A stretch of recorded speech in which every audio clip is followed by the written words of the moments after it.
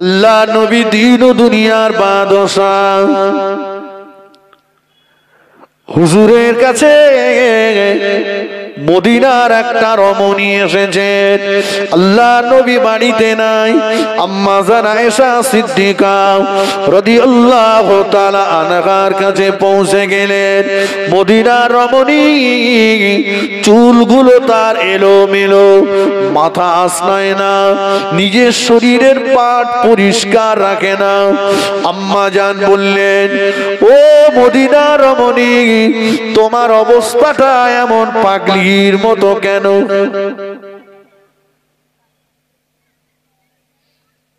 তুমি এমন পাগলির মতো ঘুরছো কেন? কি হয়েছে তোমার? তোমার কি স্বামী নেই? মদিনার রমণীটা বলছে, আম্মাজান, আমি এসেছিলাম নবীর কাছে একটা নালিশ করতে। স্বামী আমার আছে।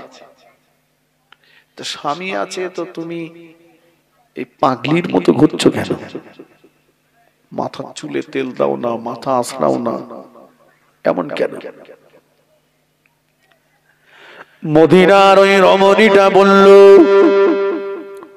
ও আম্মাজান, আল্লাহ নবী বলেছে একটা নারীর সমস্ত রকমের শ্বাস বৈধ হলো তার স্বামীর জন্য। তাই তো নাকি? কার জন্য যায়? স্বামীর জন্য। যদিও আমাদের মেয়েরা যখন বাড়ি থাকে তখন ছেঁড়া কোনো মালগুলো পরে, আর যখন কুটুম বাড়ি যাবে তখন নতুন নতুন সব বার করে। মদিনার ওই রমণীটা বললেন, ও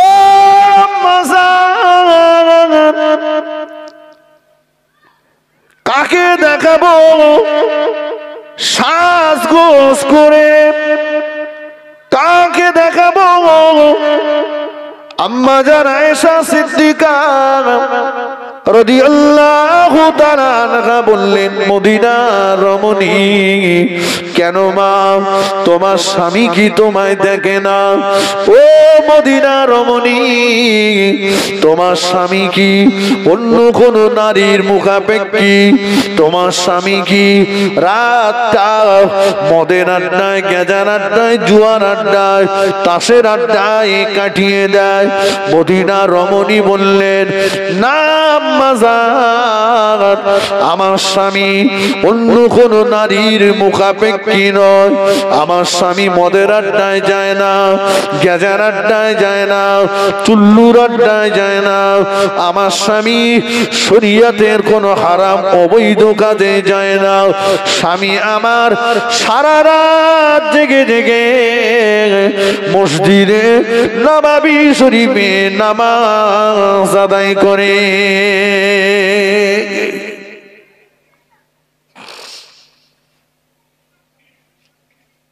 সারা রাত জেগে জেগে কি করে? নামাজ পড়ে। কাজটা ভালো না খারাপ? অজ বুঝুন, সারা রাত জেগে জেগে নামাজ পড়ে। আম্মা জান বললেন, মা, তোমার অভিযোগটা আমি রাসূলকে বলবো, যাও, মন খারাপ করো না, মনটা মলিন করো না, যাও। বলে বুঝিয়ে মদিনায় রমণীটাকে দিলেন। আল্লাহ রাসূল সাল্লাল্লাহু আলাইহি ওয়াসাল্লাম ঘরেতে ফিরলেন। আম্মা জান বললেন, ইয়া রাসূলুল্লাহ, মদিনার একটা রমণী এসেছিল আপনার কাছে একটা বিচার দিতে। কি? আপনার অমুক সাহাবীর বিবি, আপনার অমুক সাহাবী সারা রাত জেগে জেগে নামাজ পড়ে মসজিদে নববীতে। তার স্ত্রী মাথার চুলে তেল দেয় না, মাথা আঁচড়ায় না, পাগলির মতো ঘুরছে। আল্লাহ রাসূল সাল্লাল্লাহু আলাইহি ওয়াসাল্লাম বললেন, আয়েশা, তুমি ঠিক বলেছো, ওকে আমি রাত্রে মসজিদে দেখেছি, কিন্তু ও যে সারা রাত মসজিদে থাকে এটা তো আমি জানতাম না। একজন সাহাবীকে পাঠালেন, যাও আমার ওই সাহাবীকে ডেকে আনো। আনলেন। বাবা সাহাবী, তুমি তোমার জীবনের রাতগুলো কোথায় কাটাও বাবা? হুজুর আমি রাতগুলো মসজিদে নববী শরীফের নামাজ পড়ে পড়ে কাটাই। আল্লাহ নবীর চেহারাটা মলিন হয়ে গেল। ও সাহাবী, কে তোমাকে এমন কথা বললো বাবা? আমি রাসূলুল্লাহ আল্লাহ দেওয়া দায়িত্ব পালন করি, আল্লাহ দেওয়া দায়িত্ব পালন করি, দ্বীন ইসলাম প্রচার করি, আল্লাহ পাকের ওয়াহদানিয়াতের বাণী প্রচার করি। আবার আমি আমার 9টা 11টা বিবির অধিকারকে বুঝে দিই, 9টা 11টা বিবির অধিকারকে বুঝে দিই। ও সাহাবী মনে রাখো, বাবা সাহাবী, তুমি যদি তোমার বিবির মনে কষ্ট দিয়ে বিবির অধিকারকে নষ্ট করে, বিবির হককে নষ্ট করে সারা রাত জেগে জেগে নামাজ পড়ো, তোমার নামাজ আল্লাহ পাকের দরবারে কবুল হবে না।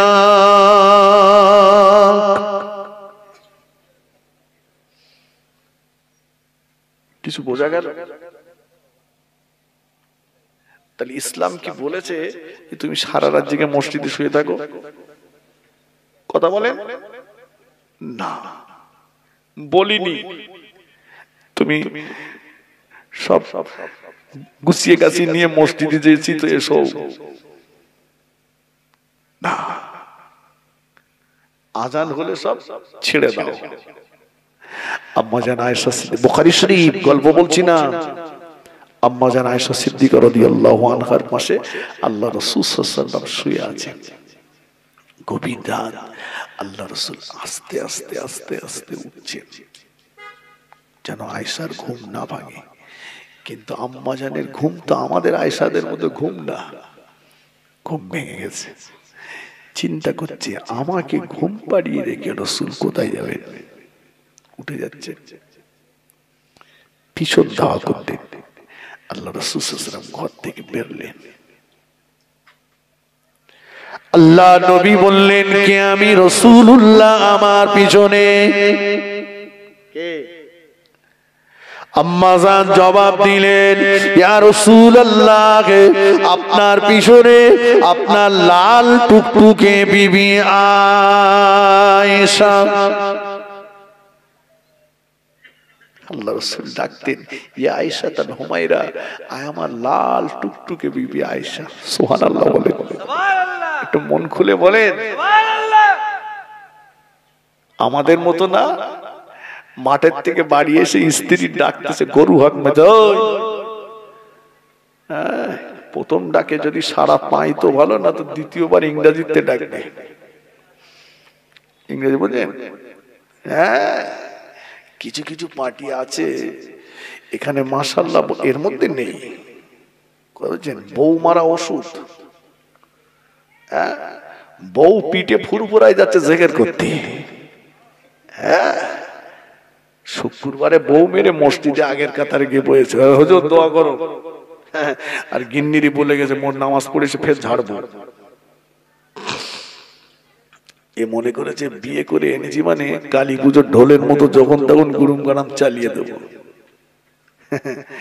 ইসলাম বলেছে স্ত্রীকে মারো, অদরিবহুন্না, মারো, শাসন করো। তবে এই শব্দটার ব্যাখ্যা করতে যে মুহাদ্দিসটা লিখেছেন, মেসওয়াক দিয়ে মারো। কি দিয়ে? মেসওয়াক দিয়ে, কোল বালিশ দিয়ে মারো। আর চাষা বুড়ো বয়সে কাঠের চালা তুলে বলে তোর মেরে তোর মান্দা খাবো, এক কাঠের চালায় শেষ করে দেবো। আল্লাহু আকবার। মুহাব্বত, স্বামী স্ত্রীর মুহাব্বত আল্লাহ পাকের নিয়ামত। জোরে বলুন সুবহানাল্লাহ। রাসূলের ঘরে খাট, শোকেস, ফ্রিজ, আলমারি ছিল না, কিন্তু সংসারটা রহমত বরকতে ভরপুর ছিল। সুবহানাল্লাহ বলেন। মা খাদিজাতুল কুবরা যখন ছিলেন, রাসূলের ঘরের বাইরে শত্রু ছিল, দুশমন ছিল, কিন্তু নবী মা খাদিজার মুহাব্বত আম্মাজান খাদিজাতুল কুবরা রাদিয়াল্লাহু আনহা ইন্তেকালের পরে ওয়াজ কোথায় রেখেছি আমার ঠিক মনে আছে। মা আয়েশা সিদ্দিকা বলেন, গভীর রাত নবীকে খুঁজে পাচ্ছি না, যে দেখি জান্নাতুল বাকি কবরস্থানের ধারে যে টুকরে টুকরে কাঁদছেন নবী। আল্লাহ পাকের দরবারে রোনাজারি করছেন। আল্লাহ পাক, ও আমিন, আল্লাহ পাক যেদিন বাপ বেটাকে ভুলে যাবে, বেটা বাপকে ভুলে যাবে, মা মেয়েকে ভুলে যাবে, মেয়ে তার মাকে ভুলে যাবে, স্বামী তার স্ত্রীকে ভুলে যাবে, স্ত্রী তার স্বামীকে ভুলে যাবে। আল্লাহ পাক ওই দিন আমি রাসূলুল্লাহ আমি যেন আমার খাদিজার কথা ভুলে না যায়। কিন্তু যখন আযান হবে আপনি সব কাজে লাথি মেরে মসজিদে যান।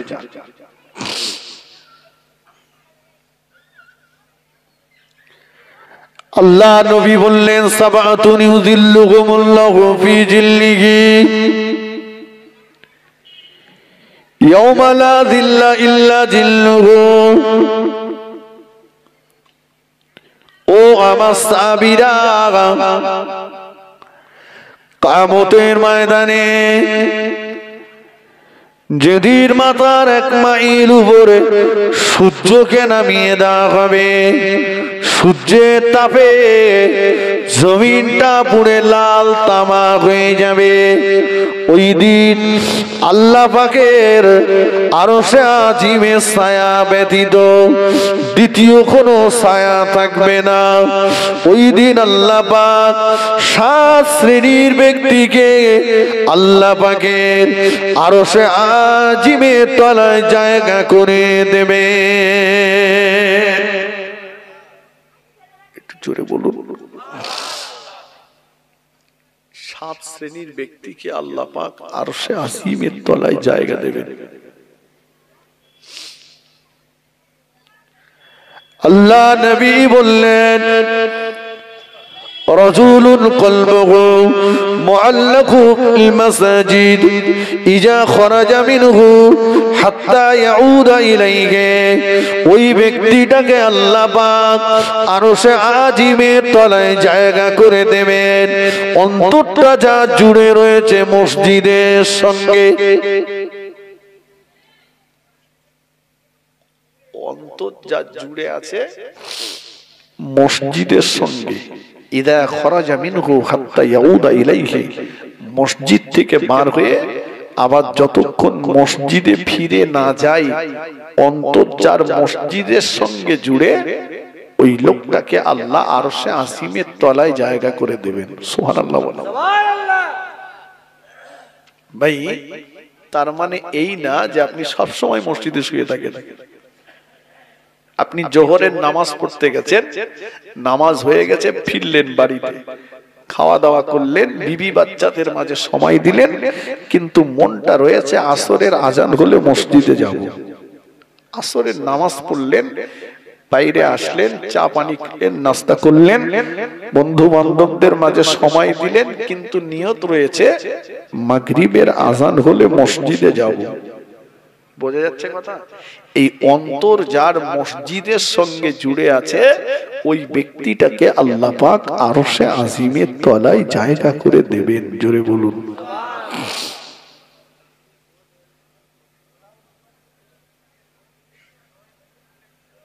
কিন্তু কোথায় আমাদের অন্তর মসজিদের সঙ্গে? আল্লাহ নবী দিন ও দুনিয়ার বাদশাহ হুজুরের কাছে মদিনার একটা রমণী এসেছে, আল্লাহ নবী বাড়িতে নাই। আম্মা জান আয়েশা সিদ্দিকা রাদিয়াল্লাহু তাআলা আনহার কাছে পৌঁছে গেলেন। মদিনার রমণী, চুলগুলো তার এলোমেলো, মাথা আসনায় না, নিজের শরীরের পাট পরিষ্কার রাখে না। আম্মা জান বললেন, ও মদিনার রমণী, তোমার অবস্থাটা এমন পাগলির মতো কেন?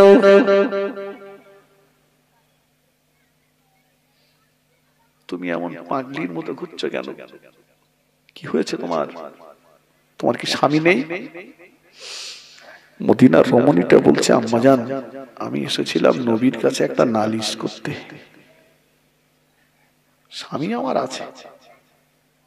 তো স্বামী আছে তো তুমি এই পাগলির মতো ঘুরছো কেন? মাথার চুলে তেল দাও না, মাথা আঁচড়াও না, এমন কেন? মদিনার ওই রমণীটা বলল,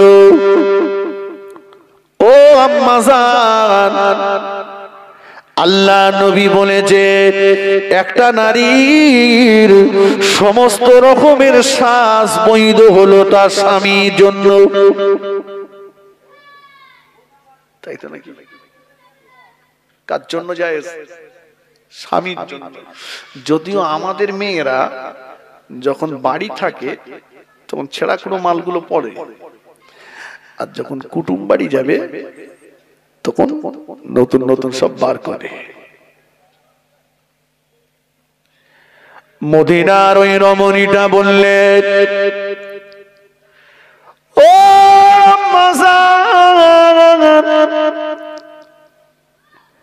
কাকে দেখাবো শ্বাসগোস করে? কাকে দেখাবো? আম্মা জান আয়েশা সিদ্দিকা রাদিয়াল্লাহু তাআলা আনহা বললেন, মদিনার রমণী, কেন মা, তোমার স্বামী কি তোমায় দেখে না? ও মদিনার রমণী, তোমার স্বামী কি অন্য কোন নারীর মুখাপেক্ষী? তোমার স্বামী কি রাতটা মদের আড্ডায়, গেজার আড্ডায়, জুয়ার আড্ডায়, তাসের আড্ডায় কাটিয়ে দেয়? মদিনার রমণী বললেন, না আম্মা জান, আমার স্বামী অন্য কোন নারীর মুখাপেক্ষী নয়। আমার স্বামী মদের আড্ডায় যায় না, গেজার আড্ডায় যায় না, চুল্লুর আড্ডায় যায় না। আমার স্বামী শরীয়তের কোন হারাম অবৈধ কাজে যায় না।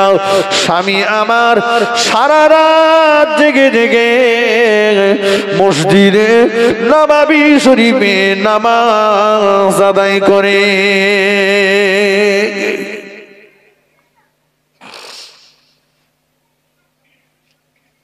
সারা রাত জেগে জেগে কি করে? নামাজ পড়ে। কাজটা ভালো না খারাপ? ওয়াজ বুঝুন, সারা রাত জেগে জেগে নামাজ পড়ে। আম্মা জান বললেন, মা, তোমার অভিযোগটা আমি রাসূলকে বলবো, যাও, মন খারাপ করো না, মনটা মলিন করো না, যাও। বলে বুঝিয়ে মদিনায় রমণীটাকে দিলেন। আল্লাহ রাসূল সাল্লাল্লাহু আলাইহি ওয়াসাল্লাম ঘরেতে ফিরলেন। আম্মা জান বললেন, ইয়া রাসূলুল্লাহ, মদিনার একটা রমণী এসেছিল আপনার কাছে একটা বিচার দিতে। কি? আপনার অমুক সাহাবীর বিবি, আপনার অমুক সাহাবী সারা রাত জেগে জেগে নামাজ পড়ে মসজিদে নববীতে। তার স্ত্রী মাথার চুলে তেল দেয় না, মাথা আঁচড়ায় না, পাগলির মতো ঘুরছে। আল্লাহ রাসূল সাল্লাল্লাহু আলাইহি ওয়াসাল্লাম বললেন, আয়েশা, তুমি ঠিক বলেছ, ওকে আমি রাত্রে মসজিদে দেখেছি, কিন্তু ও যে সারা রাত মসজিদে থাকে এটা তো আমি জানতাম না। একজন সাহাবীকে পাঠালেন, যাও আমার ওই সাহাবীকে ডেকে আনো। আনলেন। বাবা সাহাবী, তুমি তোমার জীবনের রাতগুলো কোথায় কাটাও বাবা? হুজুর, আমি রাতগুলো মসজিদে নববী শরীফের নামাজ পড়ে পড়ে কাটাই। আল্লাহ নবীর চেহারাটা মলিন হয়ে গেল। ও সাহাবী, কে তোমাকে এমন কথা বললো বাবা? আমি রাসূলুল্লাহ আল্লাহর দেওয়া দায়িত্ব পালন করি, আল্লাহর দেওয়া দায়িত্ব পালন করি, দ্বীন ইসলাম প্রচার করি, আল্লাহ পাকের ওয়াহদানিয়াতের বাণী প্রচার করি। আবার আমি আমার 9টা 11টা বিবির অধিকারকে বুঝে দিই, 9টা 11টা বিবির অধিকারকে বুঝে দিই। ও সাহাবী, মনে রাখো বাবা সাহাবী, তুমি যদি তোমার বিবির মনে কষ্ট দিয়ে বিবির অধিকারকে নষ্ট করে, বিবির হককে নষ্ট করে সারা রাত জেগে জেগে নামাজ পড়ো, তোমার নামাজ আল্লাহ পাকের দরবারে কবুল হবে না।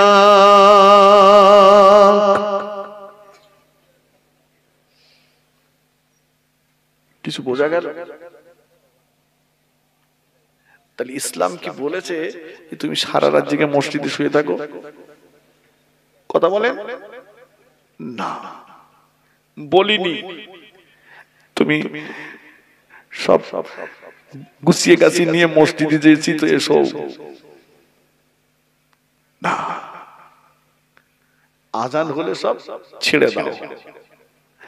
আম্মা জান আয়েশা সিদ্দিকা, বুখারী শরীফ, গল্প বলছি না, আম্মা জান আয়েশা সিদ্দিকা রাদিয়াল্লাহু আনহার পাশে আল্লাহ রাসূল সাল্লাল্লাহু আলাইহি ওয়াসাল্লাম শুয়ে আছেন। গভীর রাত, আল্লাহ রাসূল আস্তে আস্তে আস্তে আস্তে উঠছেন যেন আয়েশার ঘুম না ভাঙে। কিন্তু আম্মা জানের ঘুম তো আমাদের আয়েশাদের মতো ঘুম না, ঘুম ভেঙে গেছে। চিন্তা করছে আমাকে ঘুম পাড়িয়ে রেখে রাসূল কোথায় যাবেন? উঠে যাচ্ছে,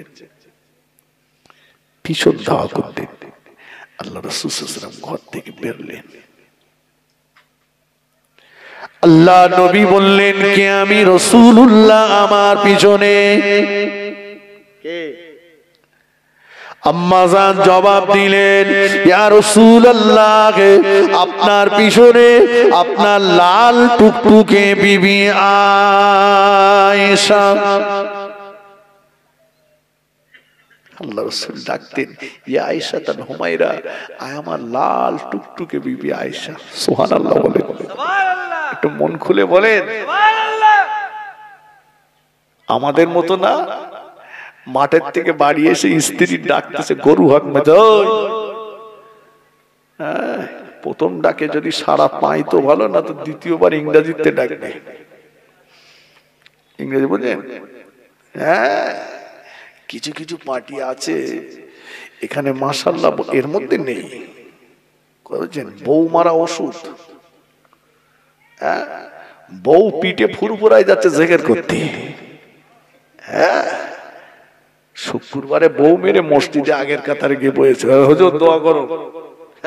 আর গিন্নিরি বলে গেছে মোর নামাজ পড়েছে ফের ঝাড়বো। এ মনে করেছে বিয়ে করে এনেছি মানে কালী পুজোর ঢোলের মতো যখন তখন গুরুম গারাম চালিয়ে দেব। ইসলাম বলেছে স্ত্রীকে মারো, অদরিবহুন্না, মারো, শাসন করো। তবে এই শব্দটার ব্যাখ্যা করতে যে মুহাদ্দিসটা লিখেছেন, মেসওয়াক দিয়ে মারো। কি দিয়ে? মেসওয়াক দিয়ে, কোল বালিশ দিয়ে মারো। আর চাষা বুড়ো বয়সে কাঠের চালা তুলে বলে তোর মেরে তোর মান্দা খাবো, এক কাঠের চালায় শেষ করে দেবো। আল্লাহু আকবার। মুহাব্বত, স্বামী স্ত্রীর মুহাব্বত আল্লাহ পাকের নিয়ামত। জোরে বলুন সুবহানাল্লাহ। রাসূলের ঘরে খাট, শোকেস, ফ্রিজ, আলমারি ছিল না, কিন্তু সংসারটা রহমত বরকতে ভরপুর ছিল। সুবহানাল্লাহ বলেন। মা খাদিজাতুল কুবরা যখন ছিলেন, রাসূলের ঘরের বাইরে শত্রু ছিল, দুশমন ছিল, কিন্তু নবী মা খাদিজার মুহাব্বত, আম্মা জান খাদিজাতুল কুবরা রাদিয়াল্লাহু আনহা ইন্তেকালের পরে ওয়াজ কোথায় রেখেছি আমার ঠিক মনে আছে। মা আয়েশা সিদ্দিকা বলেন, গভীর রাত নবীকে খুঁজে পাচ্ছি না। যে দেখি জান্নাতুল বাকি কবরস্থানের ধারে যে টুকরে টুকরে কাঁদছেন নবী। আল্লাহ পাকের দরবারে রোনাজারি করছেন। আল্লাহ পাক ও আমিন, আল্লাহ পাক যেদিন বাপ বেটাকে ভুলে যাবে, বেটা বাপকে ভুলে যাবে, মা মেয়েকে ভুলে যাবে, মেয়ে তার মাকে ভুলে যাবে, স্বামী তার স্ত্রীকে ভুলে যাবে, স্ত্রী তার স্বামীকে ভুলে যাবে। আল্লাহ পাক ওই দিন আমি রাসূলুল্লাহ আমি যেন আমার খাদিজার কথা ভুলে না যায়। আরেকটু জোরে বলুন সুবহানাল্লাহ।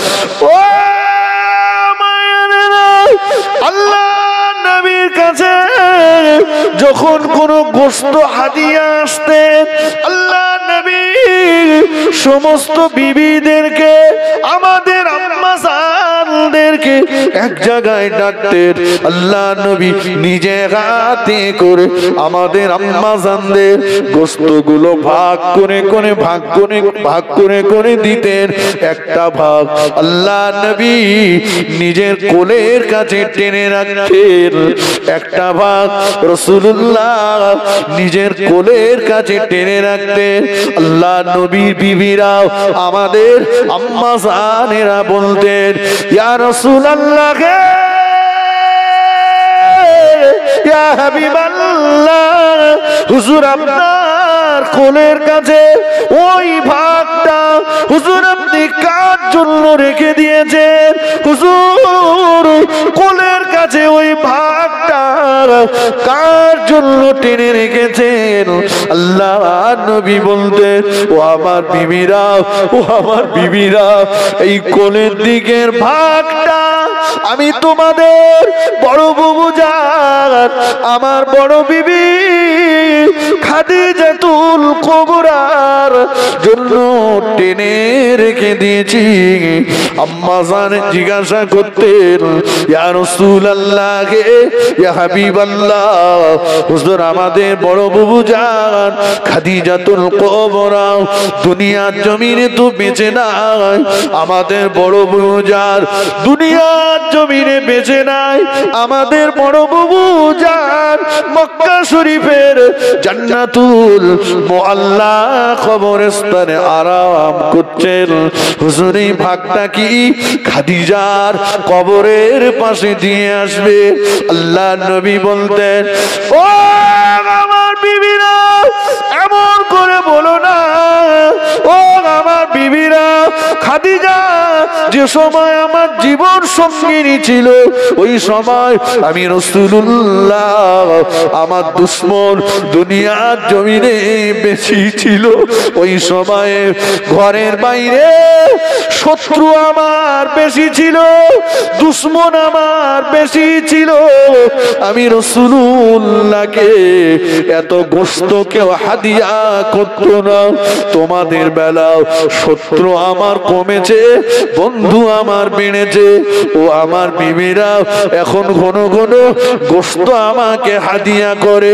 আমি রাসূলুল্লাহ তোমাদের যখন ভাগ করে করে দিই, খাদিজার কথাটা আমার মনে পড়ে যায়। খাদিজাকে যে আমি বেশি গোশত খাওয়াতে পারি না, তাই খাদিজার জন্য এই গোশতের ভাগটা টেনে রেখেছি। তোমাদের দেওয়ার পরে খাদিজার ভাগটাকে নিয়ে রাস্তায় পেরিয়ে যাব, খুঁজে খুঁজে খুঁজে খুঁজে খুঁজে খুঁজে খুঁজে খুঁজে দেখবো খাদিজার কোন বান্ধবীকে পাই কিনা, খাদিজার কোন বান্ধবীর সঙ্গে দেখা হয় কিনা।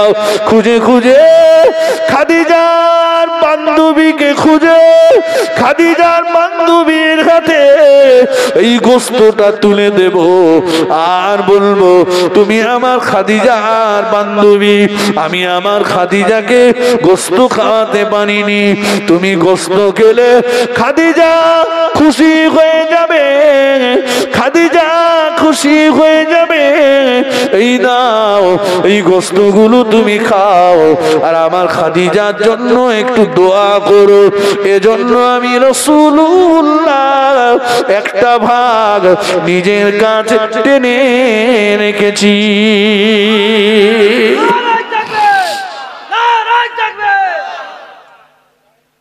আমার ভাইরা, মুহাব্বত, ভালোবাসা। খাদিজাতুল কুবরা রাদিয়াল্লাহু আনহা চলে গেছে, কিন্তু মুহাব্বতটা রয়ে গেছে। ঠিক কিনা বলে?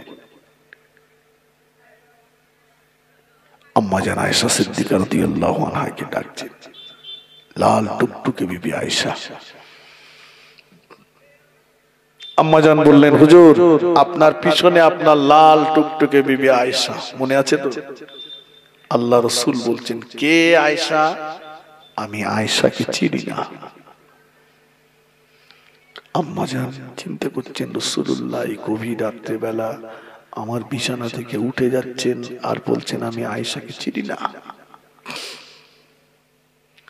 আম্মা জান নিজের পরিচয়টাকে একটু লম্বা করে দিয়ে বললেন, হুজুর আবু বকর সিদ্দিক রাদিয়াল্লাহু তাআলা আনহু কলিজা টুকুরি হলাম আমি আয়েশা। আল্লাহ রাসূল বললেন, কে আবু বকর? আমি আবু বকরকে চিনি না।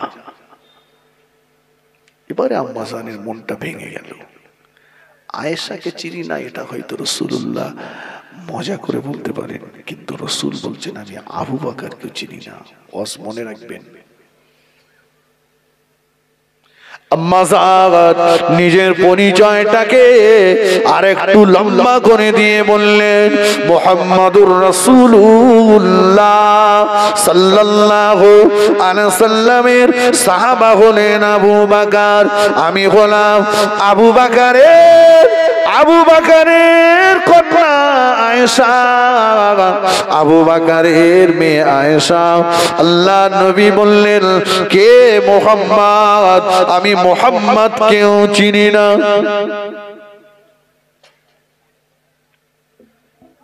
কি মনে হচ্ছে আল্লাহ রাসূলের মাথা খারাপ হয়ে গেছে? না, আম্মা জান মনটা খারাপ করে এসে চাদরটা মুড়ি দিয়ে শুয়ে পড়লেন। হুজুর পাক সাল্লাল্লাহু আলাইহি ওয়াসাল্লাম মসজিদে ঢুকে গেলেন, নববীতে তাহাজ্জুদের নামাজে দাঁড়িয়ে গেলেন। তাহাজ্জুদের নামাজ পড়তে পড়তে ফজরের ওয়াক্ত এসে গেল, আযান হয়ে গেল। হুজুর ফজরের সুন্নাত নামাজ আদায় করে এবারে আম্মা জানের ঘরের ভিতরে ঢুকলেন। আম্মা জানের বয়সটা কম ছিল, মাঝে মাঝে ডেকে দিতেন। আজকে ঢুকেছেন আম্মা জানকে ডাকার জন্য। ঘরের ভিতরে প্রবেশ করে দেখেন আমাদের আম্মা জান আয়েশা সিদ্দিকা রাদিয়াল্লাহু তাআলা আনহা চাদরটা মুড়ি দিয়ে শুয়ে আছেন। আল্লাহর নবী আমাদের আম্মা জানের চাদরটাকে মৃদুভাবে টেনে বললেন, ও আমার লাল টুকটুকে বিবি আয়েশা, উঠে পড়ো, ফজরের আযান হয়ে গিয়েছে। আম্মা জান একটু অভিমানের স্বরে বললেন, হুজুর আর আমাকে লাল টুকটুকে আয়েশা বলতে হবে না। ইয়া রাসূলুল্লাহ, ইয়া হাবিবাল্লাহ, হুজুর একটু আগে তো আপনি আমাকে বলছিলেন কে আয়েশা? আমি আয়েশাকে চিনি না। কে আবু বকর? আমি আবু বকরকে চিনি না।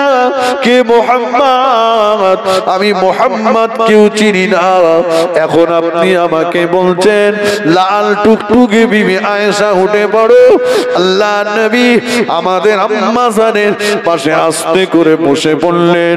আম্মা জানের মুখের দিকে চাদরটা আলগা করে আম্মা জানের মাথায় হাতটা বুলিয়ে দিয়ে বললেন, ও আমার বিবি আয়েশা, মনে দুঃখ নিও না, মনে ব্যথা নিও না। আমি রাসূলুল্লাহ আমার সম্মুখে যখন নামাজের ওয়াক্ত এসে যায়, নামাজের সময় যখন এসে যায়, ওই সময় আমি দুনিয়ার আর কাউকে চিনতে পারি না। আরেকটু জোরে বলুন সুবহানাল্লাহ। দুটো কথা, একদিকে আমি একটা কথা বলেছি আগে, সাহাবী সারা রাত জেগে নামাজ পড়ছিলেন বিবিকে বাদ দিয়ে। রাসূল বললেন না, বিবির হক নষ্ট করে সারা রাত জেগে মসজিদে নামাজ পড়লে নামাজ কবুল হবে না। পরে রাসূল বললেন, সাহাবীরা শোনো, নামাজের ওয়াক্ত হলে, নামাজের সময় হলে সবকিছুকে ঠেলে দাও, ঠেলে দাও। মসজিদের জলসায় বসেছি আমরা, মসজিদের জলসায়,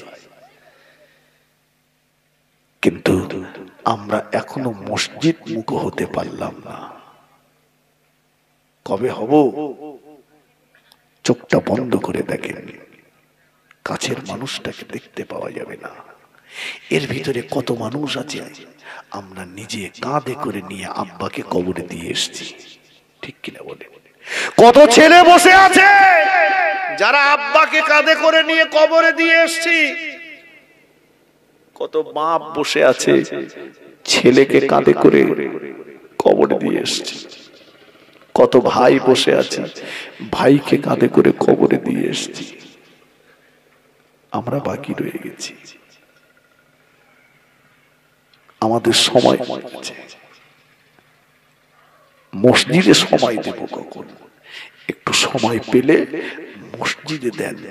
সাহাবী হুজুররা বাজারে দিতেন না, মসজিদে দিতেন। একটা জ্বলন্ত প্রমাণ আপনাদেরকে দেব। একবার দরুদ শরীফ আল্লাহুম্মা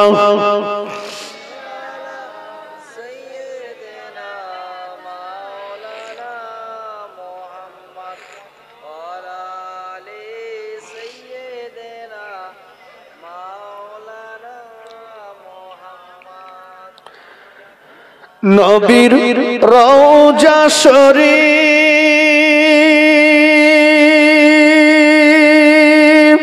দেখে মন ভরে না, দিদার দাও গো শাহে মদিনা। নবীর রওজা শরীফ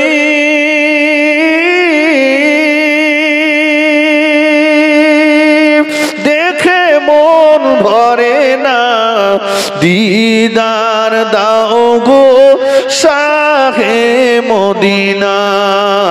আল্লাহুম্মা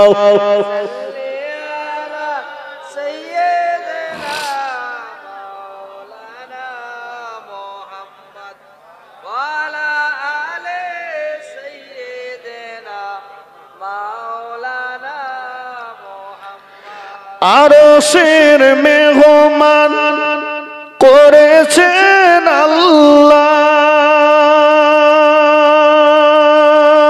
কত শান কত মান মোর কামলিওয়ালা। ও গো মদিনাওয়ালা করো করুণা, দিদার দাও গো শাহে মদিনা। নবীর রওজা শরীফ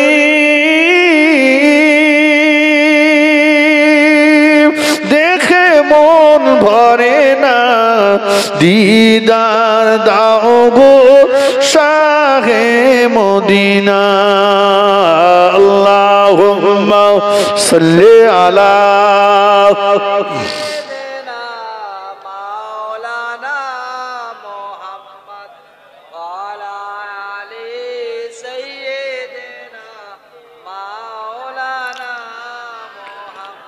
আল্লাহ নবী সাহাবী হযরত আবু তালহা রাদিয়াল্লাহু আনহু, গরিব মানুষ, খুব গরিব মানুষ, কিন্তু 5 ওয়াক্ত নামাজ অনেকটা দূর পায়ে হেঁটে হেঁটে যেয়ে মসজিদে নববী শরীফে আল্লাহ রাসূলের পিছনে ইক্তেদা করে আদায় করতেন। জোরে বলুন, একটু মন খুলে বলুন সুবহানাল্লাহ। মদিনার মসজিদে নববী শরীফে আসরের আযান হয়ে গিয়েছে। আবু তালহা রাদিয়াল্লাহু তাআলা আনহু হুজুর আমার ওযু করে রেডি হচ্ছেন।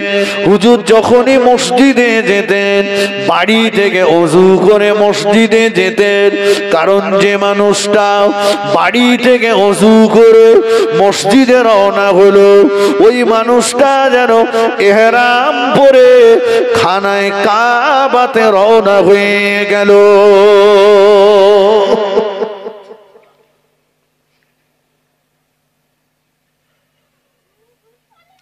আমরা দেখছি 3:30 আজান, 3:45 জামাত, 3:15 আসরের আজান, 3:30 জামাত, মানে কতক্ষণ সময় আছে? কতক্ষণ? 15 মিনিট। তার মানে একটা বিড়ি খাওয়া যাবে। বাড়ির থেকে বিড়ি ধরিয়ে টানতে টানতে মসজিদে যাচ্ছে।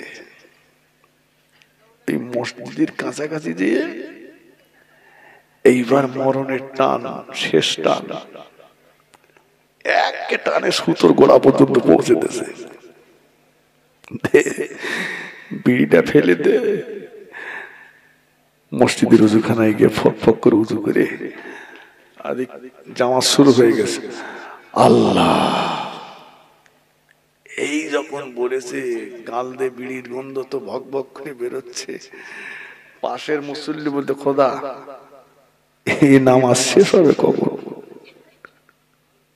আর ফেরেশতা যে নেকি নিতে এসেছিল সে বলে আল্লাহ এ বান্দার নেকি আজকে বোধহয় শেষ পর্যন্ত আমার নেওয়া হবে না, গন্ধ জ্বালা এখানে দাঁড়ানো যাচ্ছে না।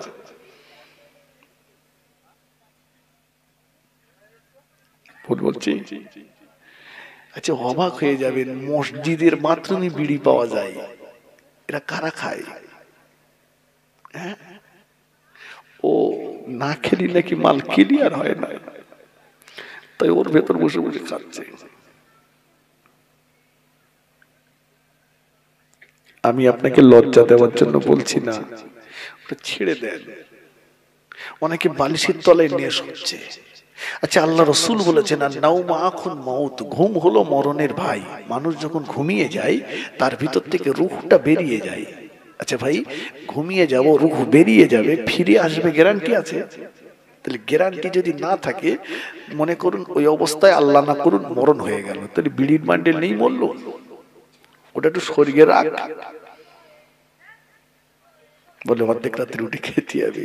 ও কাশতেছে, জম্মের কাশা কাশতেছে, কিন্তু বিড়ি ছাড়বে না, বলে মরি মরবো, বিড়ি ছাড়বো না।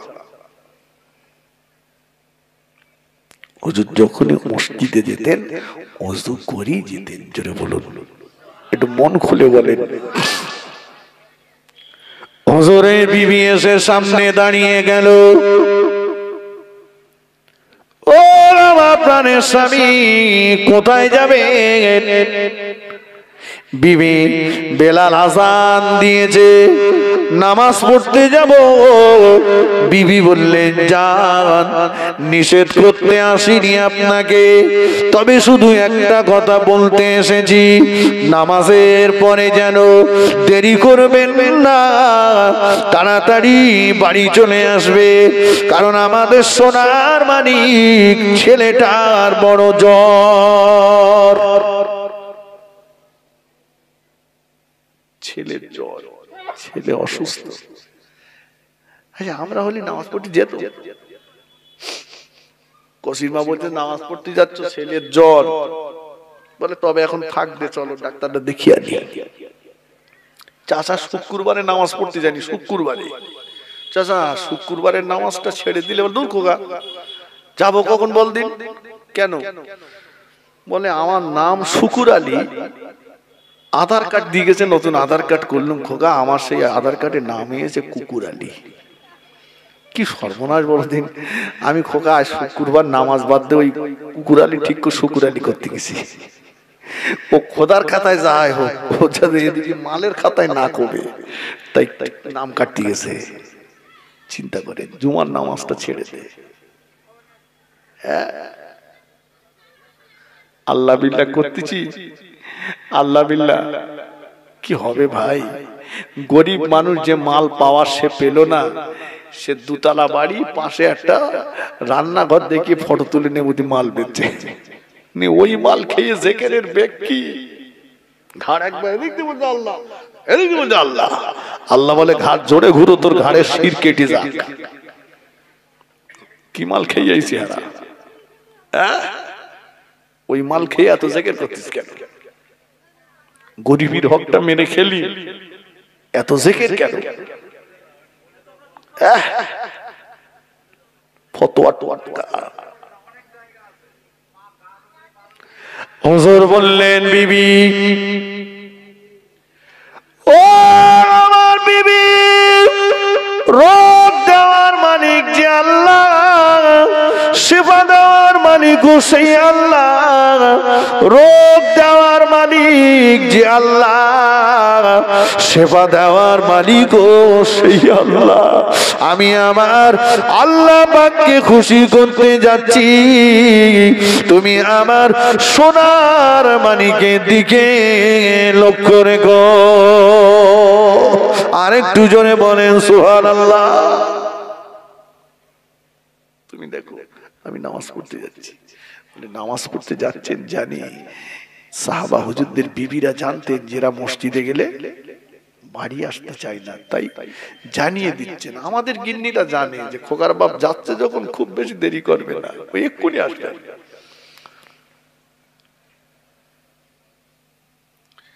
হযরত আবু তালহা রাদিয়াল্লাহু তাআলা আনহু মসজিদে নববী শরীফে চলে গেলেন।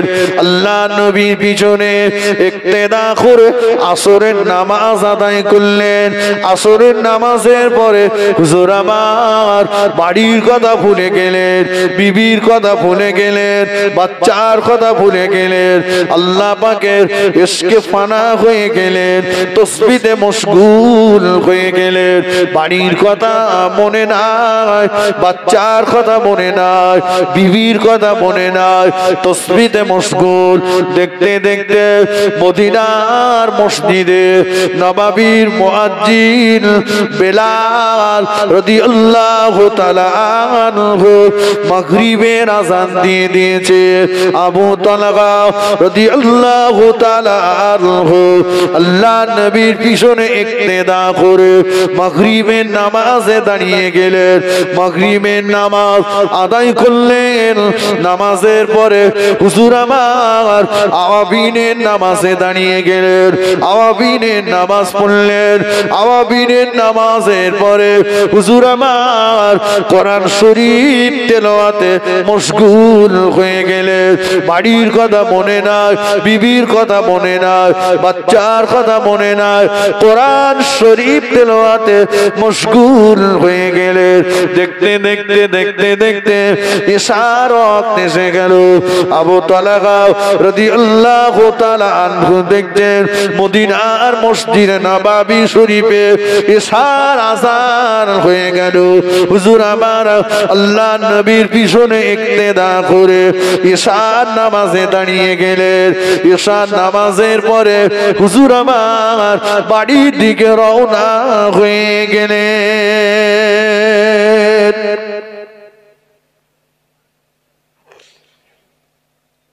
বাবা গিয়েছিলেন কখন? একটু কথা বলেন। আসরে। আর ফিরছেন কখন? এসার সময়।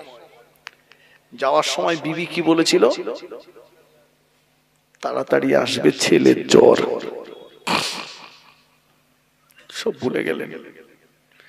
টুক টুক টুক টুক করে এসার নামাজের পরে বাড়ির দরজায় এসে হাজির। ও আল্লাহ নবী সাহাবী আবু তালহা রাদিয়াল্লাহু তাআলা আনহু দরজায় এসে বিবিকে সালাম দিলেন।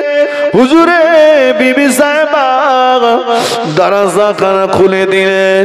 হুজুর ঘরের ভিতরে প্রবেশ করলেন। ঘরের ভিতরে প্রবেশ করে দেখে হুজুরে বিবি সাহেবা রাতের খাবারটা রেডি করে বসে আছে। প্রাণের স্বামী গো, রাতের খাবারটা আপনার জন্য রেডি করা, চলে আসুন, নিজে হাতে করে রাতের খানাটা আপনাকে খাইয়ে দেব। হুজুর বললেন, ও আমার বিবি, ও আমার বিবি, খানা পরে খাবো। আমি যখন আসরের নামাজ পড়তে যাচ্ছিলাম, তুমি আমাকে বলেছিলে সোনার মানিকের বড় জ্বর, সোনার মানিক আমার বড় অসুস্থ। ও আমার বিবি, মসজিদে যে মসজিদকে এতটাই ভালোবেসেছিলাম, মসজিদে যে মসজিদের প্রেমে এতটা পাগল হয়ে গিয়েছিলাম, মসজিদে যে নামাজে এতটাই ডুবে গিয়েছিলাম। ও বিবি, তোমার কথা আমার মনে ছিল না, বাচ্চার কথা আমার মনে ছিল না, বাড়ির কথা আমার মনে ছিল না। ও বিবি, এখন আমাকে বলো, সোনার মানিক আমার কেমন আছে? হুজুরের বিবি সাহেবা বললেন, ও আমার প্রাণের স্বামী, সোনার মানিক আল্লাহর হেফাজতে আছে।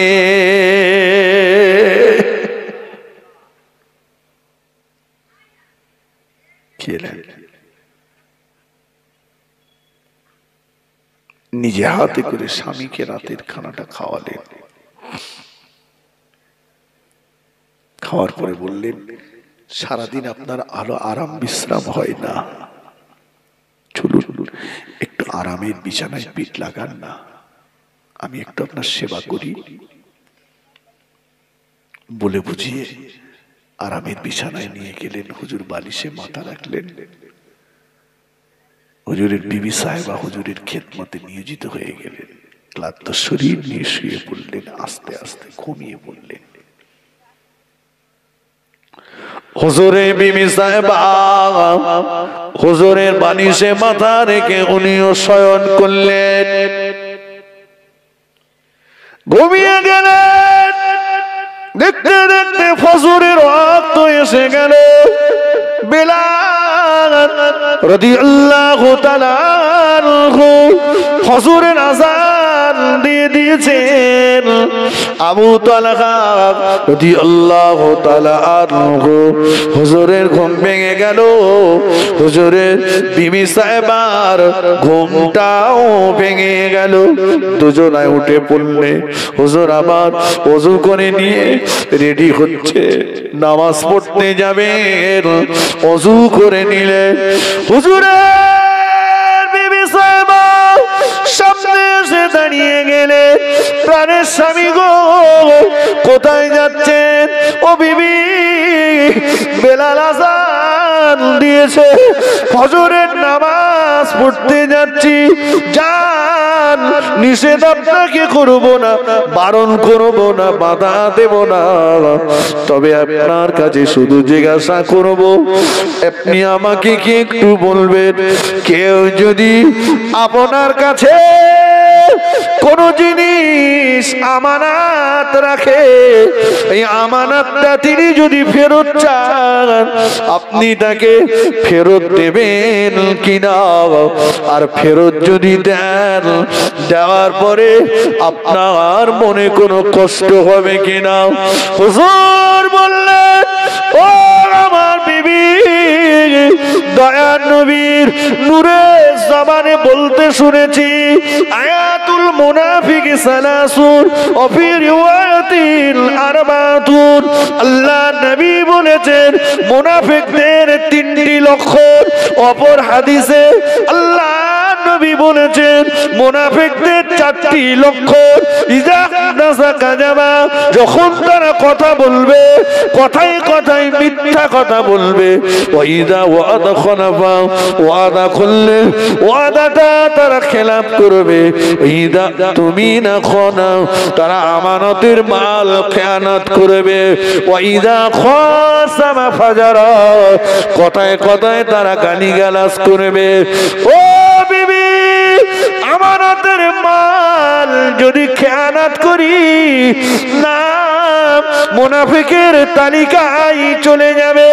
মহান আল্লাহ কোরআন পাকে জানিয়েছেন, ইন্নাল মুনাফিকিনা ফিদ দারকিল আসফালি মিনান নার, মুনাফিকদের জায়গা হলো জাহান্নামের তলদেশ।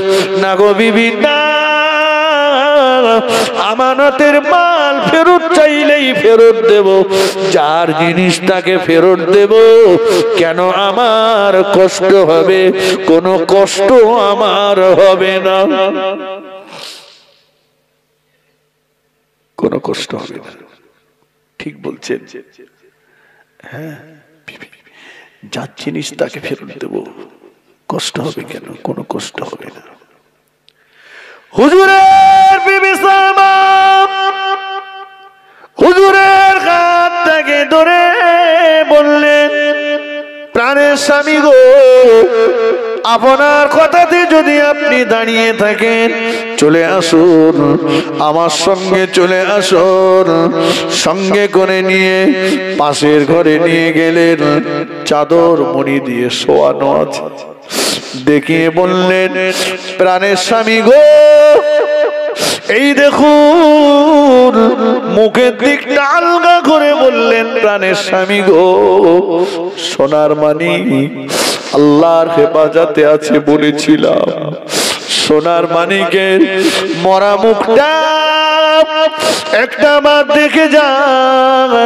গতকাল আপনি যখন আসরের নামাজ পড়তে চলে গিয়েছিলেন, বেটা আমার ইন্তেকাল করেছে। আমি ওর জনম দুঃখিনী মা নিজে হাতে করে বেটাকে গোসল দিয়ে, নিজে হাতে করে বেটাকে গোসল দিয়ে, চাদর মুড়ি দিয়ে শুইয়ে দিয়ে আপনার জন্য ইন্তজার করছিলাম। হুজুরের চোখ দিয়ে টপ টপ করে পানির টোসা গড়িয়ে যায়। ও আমার বিবি, ও আমার বিবি, তুমি যে আমাকে বললে সোনার মানিক আল্লাহর হেফাজতে আছে, প্রাণের স্বামী গো, মিথ্যা বলিনি, মিথ্যা বলিনি, মিথ্যা বলিনি। সোনার মানিক তো আল্লাহর হেফাজতে আছে। আল্লাহ যদি সন্তান না দিতেন, আল্লাহর বিরুদ্ধে পৃথিবীর কোন কোর্টে কেস করতে পারতাম না। আল্লাহ যদি সন্তান না দিতেন, পৃথিবীর কোন জায়গায় আল্লাহর বিরুদ্ধে বিচার দিতে পারতাম না। ও প্রাণের স্বামী, আল্লাহ যদি আমাকে সন্তানের মা না বানাতেন, আমি সন্তানের মা হতে পারতাম না। আল্লাহ আমাকে সন্তানের মা হওয়ার সুযোগ দিয়েছেন, আল্লাহ আমাকে মা বানিয়ে দিয়েছেন। তাই তো আপনার ঔরসে আমার গর্ভে আল্লাহ সোনার মানিককে আমাদের কাছে আমানত রেখেছিলেন। আল্লাহ দেওয়া আমানত আল্লাহ ফেরত নিয়েছেন। এর জন্য মনে দুঃখ করলে হবে না, মনে কষ্ট করলে হবে না। চলে যান আল্লাহ নবীর পিছনে ইক্তেদা করে জামাতের সঙ্গে নামাজ আদায় করুন। নামাজের পরে দয়ার নবী নূর নবীকে জানাজার দাওয়াত দিয়ে আসুন। আমার নবী যদি এসে সোনার মানিকে জানাজাটা পড়ে, সোনার মানিকে জানাজাটা যদি আমার নবী এসে পড়ে, আমি ওর জনম দুঃখিনী মা বড় খুশি হয়ে যাব। আবু তালহা রাদিয়াল্লাহু তাআলা আনহু চোখের পানি ফেলতে ফেলতে মদিনার মসজিদ নববী শরীফে চলে গেলেন। আল্লাহ নবীর পিছনে ইক্তেদা করে জামাতের সঙ্গে নামাজ আদায় করলেন। নামাজের পরে দয়ার নবীর নূরের মুখটা দিকেছে, ঝরঝর ঝরঝর ঝরঝর ঝরঝর করে কাঁদতে লাগলে। আল্লাহ নবী বললেন, আবু তালহা, ও বাবা আবু তালহা, ঈশার নামাজ জামাতে আদায় করেছো বাবা, বাড়ি গিয়েছো, ফজরের নামাজ পড়তে এসেছো আবার, কি হলো বাবা, কি এমন হয়েছে বাবা, কেন বসে বসে কাঁদছো এমন করে? হুজুর বললেন, ইয়া রাসূলুল্লাহ,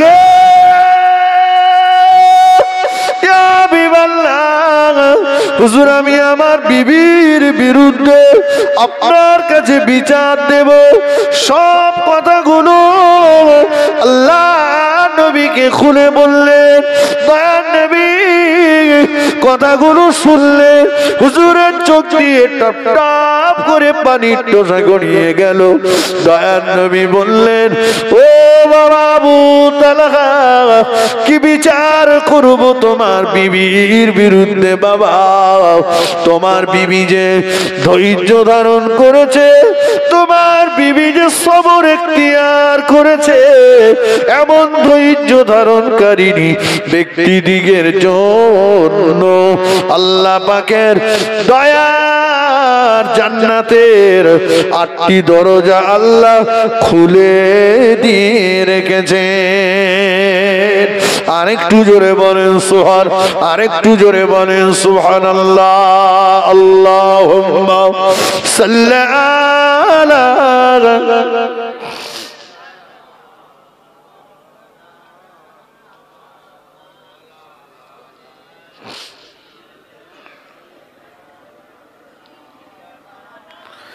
খুব মোহাব্বতে আল্লাহুম্মা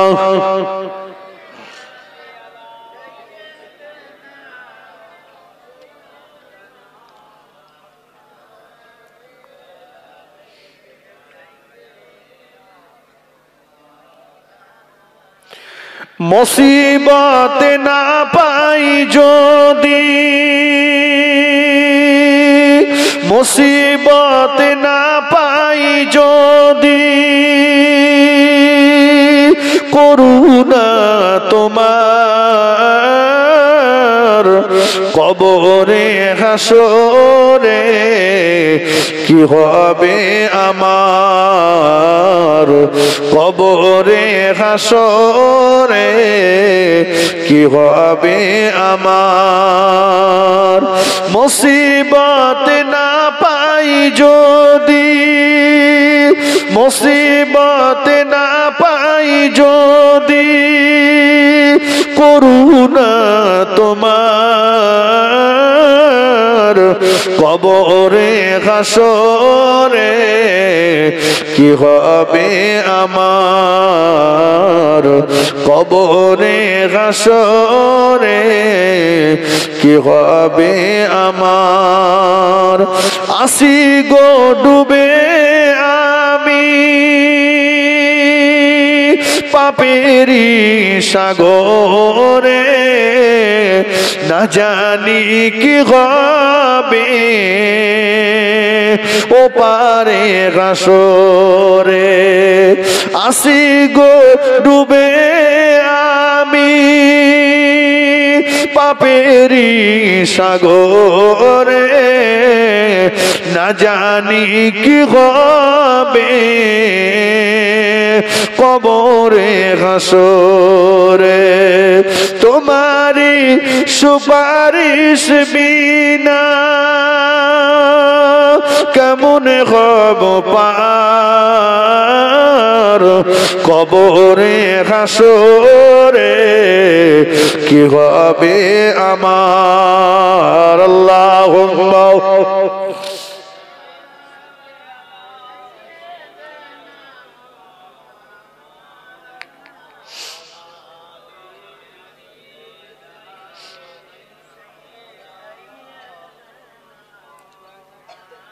আমার ভাইরা, এতক্ষণ ধরে আমি একটা কথাই বোঝাতে চেয়েছি, যেহেতু মসজিদ কেন্দ্রিক জলসা, তাই আমি এতক্ষণ আপনাদের কাছে শুধু নামাজের কথাই বললাম।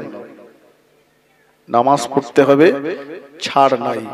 তাই বলে এই নয় যে আপনি সবকিছু ত্যাগ করে পড়ে থাকেন, সবকিছু ত্যাগ করে পড়ে থাকতে হবে না। সময় হলে মসজিদে যান, সময় হলে আজান হলে মসজিদে যান, নামাজের সময় হলে দুনিয়াকে ছেড়ে দেন, আল্লাহকে পাওয়ার জন্য হাজিরা দেন।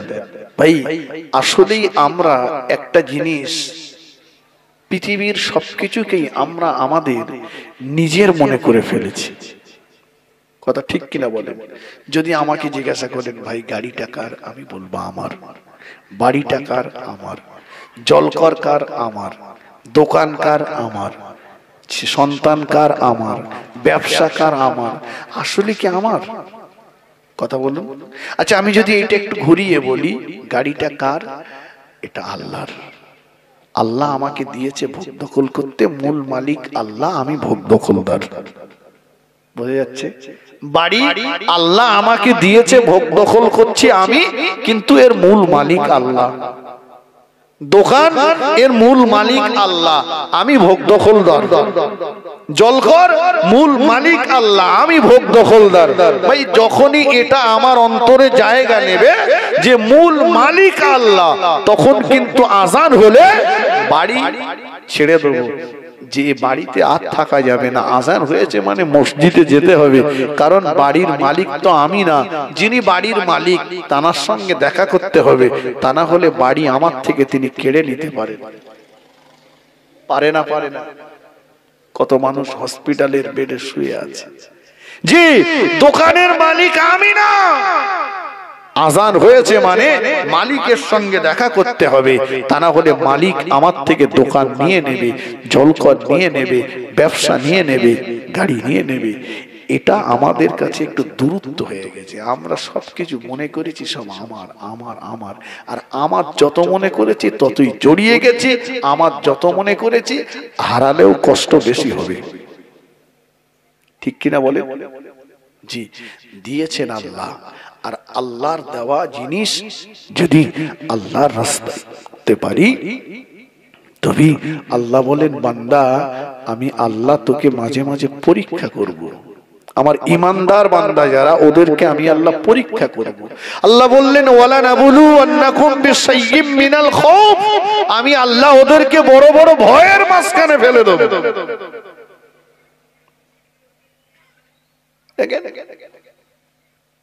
অনেকে বলে আমরা তো খুব একটা নামাজ কালাম পড়িনি, তোরা তো খুব ঘন ঘন মসজিদে যাস, আল্লাহ বিল্লাহ করিস, তোর এত রোগ শোক কেন?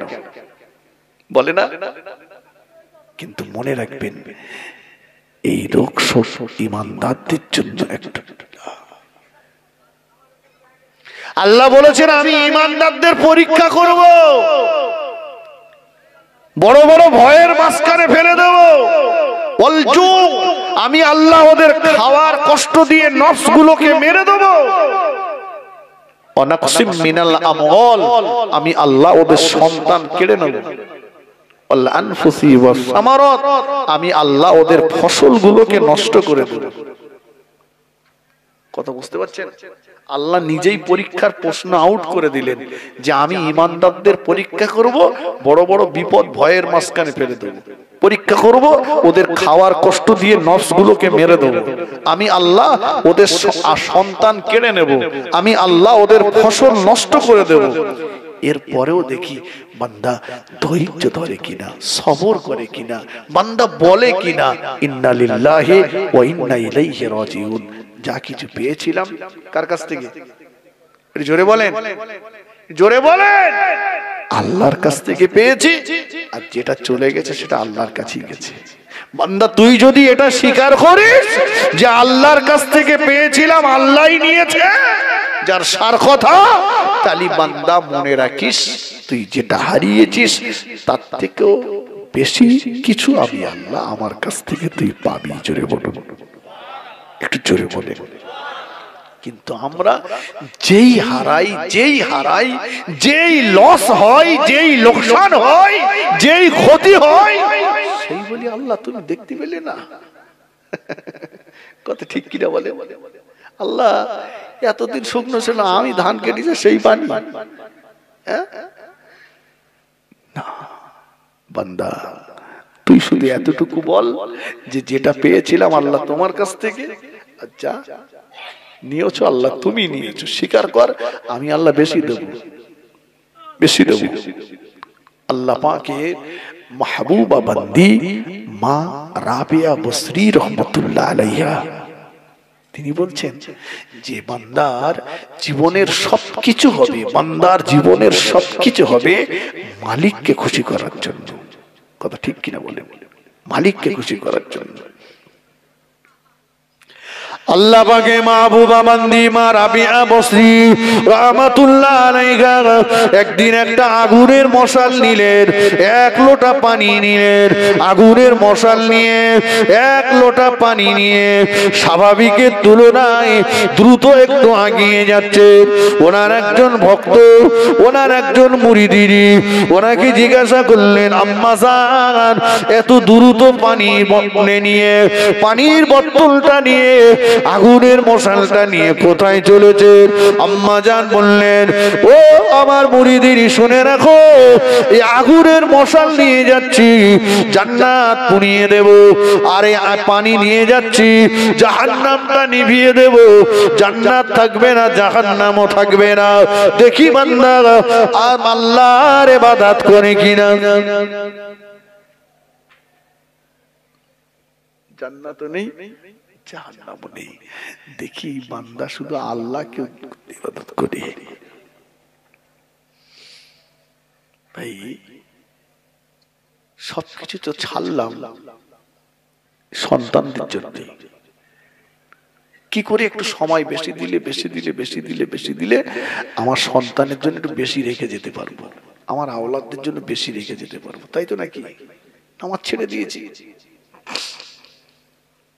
নামাজ ছেড়ে দিয়েছি।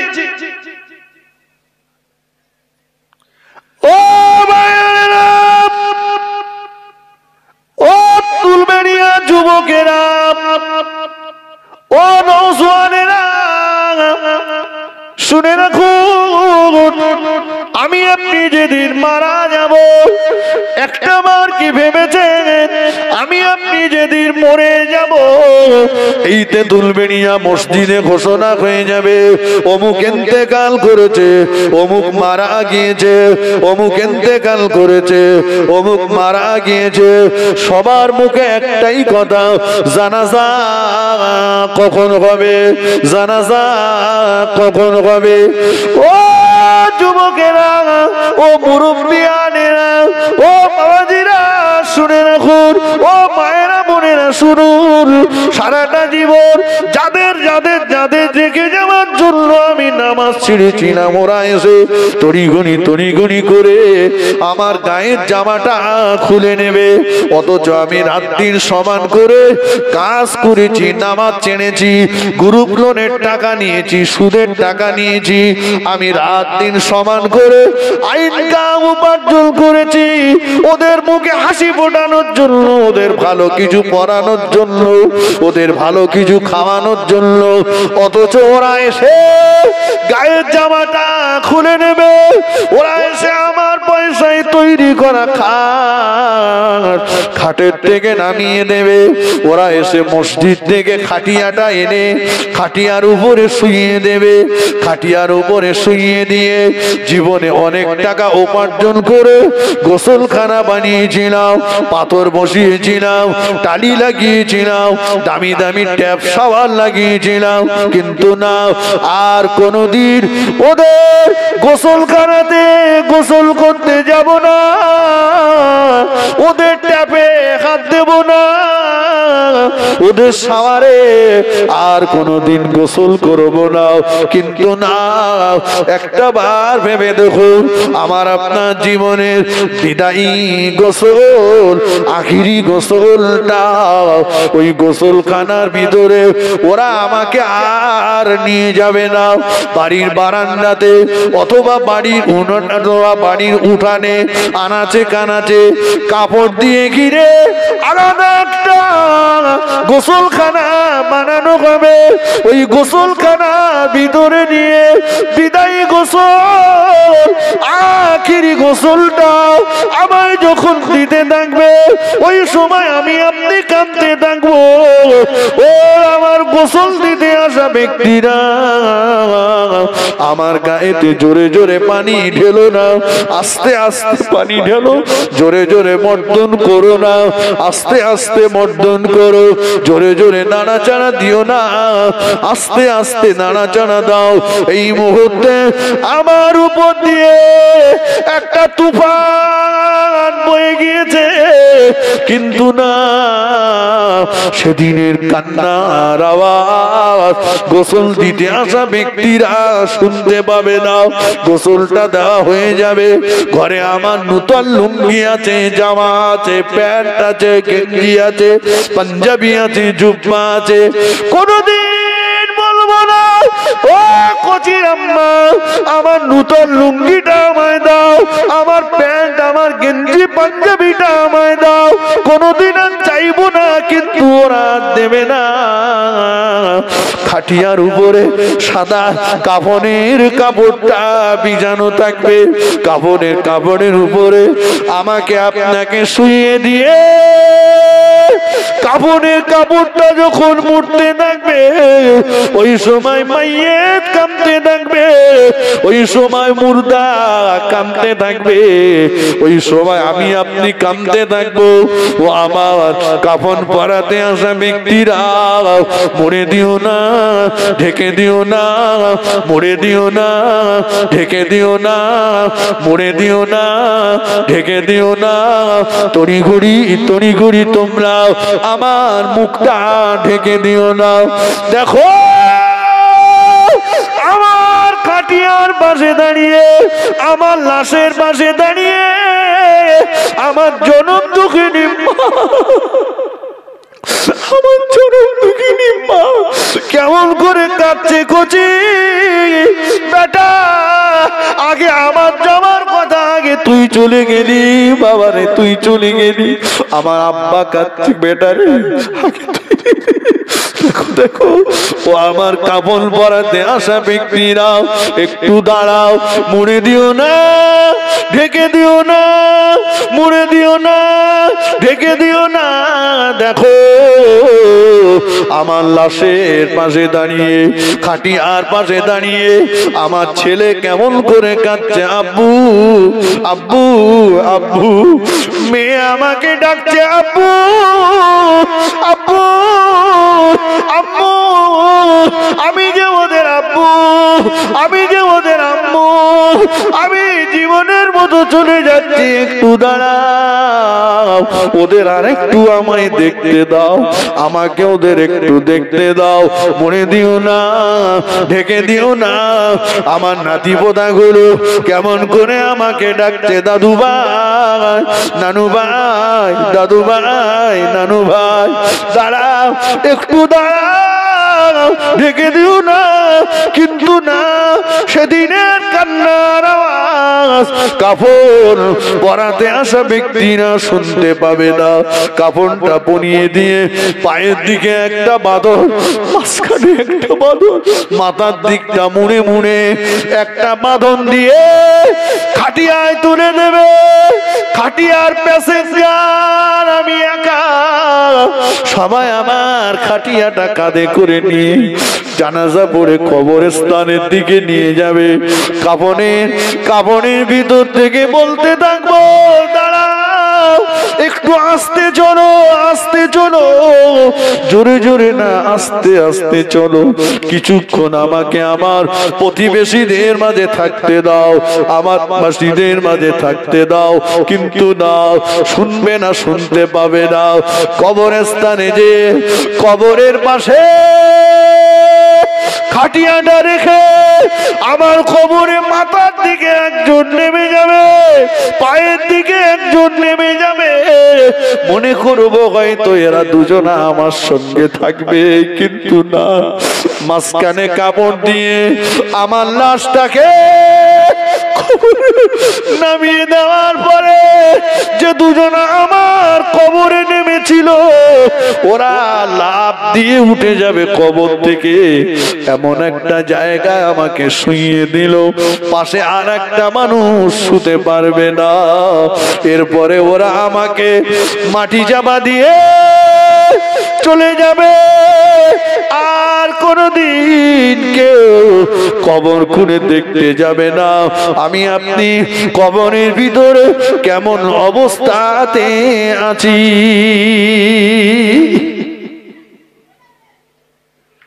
দেখবে কেউ? কথা বলে না। তাহলে নামাজটা ছেড়েছি কার জন্য ছাড়লাম? আল্লাহ রাসূল সাল্লাল্লাহু বললেন, ফাতেমা ও বেটি, নবীর মেয়ে বলে যেন নামাজে ইবাদতে যেন অলসতা করো না। নবীর মেয়ে বলে কিয়ামতের ময়দানে ছাড় পাবে না। নবীর মেয়ে বলে আলাদা করে কোনো বিচার হবে না। নবীর মেয়ে বলে কবর ছেড়ে দেবে না। নবী যদি ফাতেমাকে এই কথা বলে, একটাবার কি ভেবেছেন আমাদের কবর আমাদের সঙ্গে কি ব্যবহার করবে? তাহলে সেই চিন্তা যদি থাকে, কি করলাম আমরা?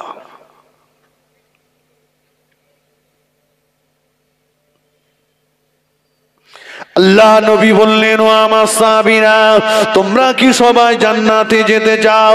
তোমরা কি সবাই জান্নাতে যাবে? সাহাবারা বললেন, ইয়া রাসূলুল্লাহ, ইয়া হাবিবাল্লাহ, হুজুর আমরা আপনার সম্মুখে বসে থাকি, হুজুর আমরা আপনার কথা মতো চলি, হুজুর আমরা আপনাকে মোহাব্বত করি, আমরা তো জান্নাতে যাব। আল্লাহ নবী বললেন, ও আমার সাহাবীরা, আমি মুহাম্মাদুর রাসূলুল্লাহ অতক্ষণ পর্যন্ত আল্লাহ পাকের দয়ার জান্নাতে যেতে পারবো না, যতক্ষণ না পর্যন্ত আল্লাহ পাকের দয়ার ক্ষমা আমাকে বেষ্টন না করবে।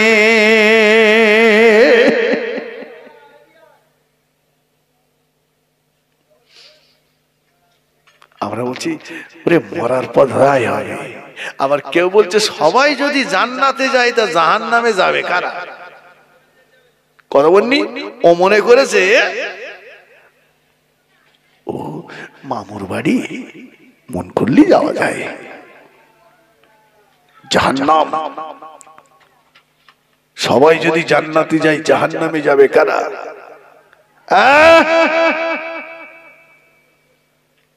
আল্লাহর আযাবে জাহান্নাম কত কঠিন জানো? এক ওয়াক্ত নামাজ ছাড়লে 2,88,00,000 বছর জাহান্নামে যাবে।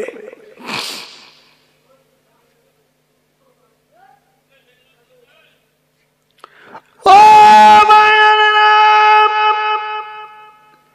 আল্লাহ নবী প্রধানতম সাহাবী আবু বকর সিদ্দিক রাদিয়াল্লাহু তাআলা আনহু, জান্নাতে সুসংবাদ প্রাপ্ত সাহাবী হযরত ওমর রাদিয়াল্লাহু তাআলা আনহু, আবু বকর সিদ্দিক রাদিয়াল্লাহু তাআলা আনহু বলতেন, আল্লাহ পাক মানুষ না বানিয়ে, আবু বকরকে মানুষ না বানিয়ে যদি ঘাস করে বানাতেন, আল্লাহ আবু বকরকে মানুষ না বানিয়ে যদি বন জঙ্গলে গাছের পাতা ঘুরে বানাতেন আল্লাহ, মেষ দুম্বা ছাগল ভেড়া খেয়ে ফেলে দিত, কিয়ামতের ময়দানে আবু বকরকে হিসাব দিতে হতো না।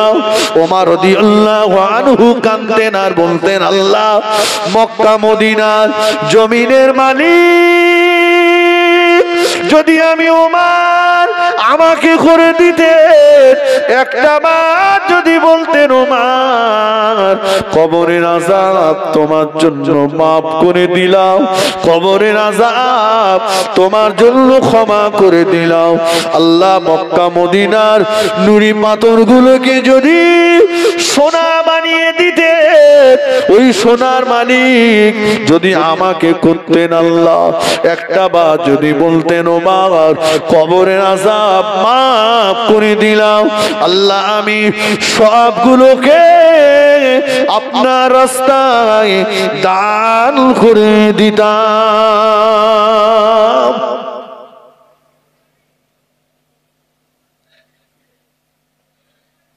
কবরের ভয় তাদের লাগলো, আমাদের ভয় কবরস্থানের পাঁচিলে বসে বসে বিড়ি খাচ্ছে তো ভয় লাগবে কবর। মানুষ মাটি দিতে গিয়েছে, দাফন করতে গিয়েছে, সেখানে যে দুনিয়ার গল্প হচ্ছে, কথা ঠিক কিনা বলেন না? আজকে ওই ভয়টা যদি থাকতো তাহলে মসজিদ মুখ হতাম, মসজিদ মুখ হতাম। আমার ভাইরা, আমি হাতে নয় পায়ে ধরে বলে যাব, মসজিদ মুখ হন, নামাজের পাটিটাকে আঁকলে ধরুন, নামাজের পাটিটা ধরুন, আল্লাহর নিকটবর্তী হন।